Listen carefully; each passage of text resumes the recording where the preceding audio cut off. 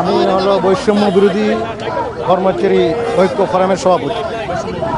তো আমরা যে কালো আইনটা হয়েছে গভর্নমেন্ট, ওইটার বিপক্ষে কর্মকর্তা কর্মচারীরা আন্দোলন করছে। তা আমরা একাত্মতা ঘোষণা করছি।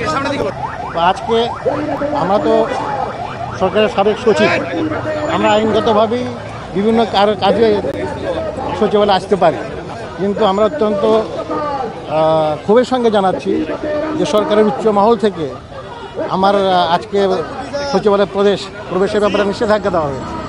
তো আপনাদের মাধ্যমে আমি জানতে চাই আমরা অপরাধটা কি। আমি তো আন্দোলন করছি না, আমরা হলো আন্দোলনের সহযাত্রী বলেন বা নৈতিক সমর্থনকারী।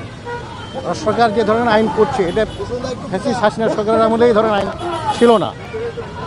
আর আপনারা আরেকটা জিনিস জানেন যে আওয়ামী লীগ নিষিদ্ধ করা হয়েছে, অঙ্গ সংগঠন নিষিদ্ধ করা হয়েছে, কিন্তু যে সমস্ত কর্মকর্তারা এই তালিকা কিন্তু অলরেডি বিভিন্ন মিডিয়াতে প্রকাশিত হয়েছে, তারা এখনও প্রশাসনের শীর্ষ মহলে বসে আছে।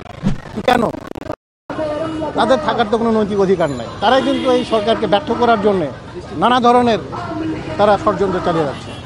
আমাদের মূল দাবি কিন্তু ওইটাই ছিল যে আওয়ামী দোসরদের শীর্ষ পদ থেকে তার এখন যেটা শুরু হয়েছে সেটা হলো এই কালো আইন। আপনারা জানেন যে এই আইনে যে কেউকে সরকার যে কোনো কর্মকর্তা কর্মচারীকে বিনা নোটিশে বিনা শো করছে চাকরিচ্যুত করতে পারবে। এটা তো হইতে পারে না, এটা তো কোনো সভ্য জাতির কোনো আইন হতে পারে না। তো যাই হোক, আপনাদের কাছে আমি আপনাদের মাধ্যমে সরকারের কাছে আমি জানতে চাই যে আমাকে আজকে কেন বাধা দেওয়া হলো, এটাই মূল কথা।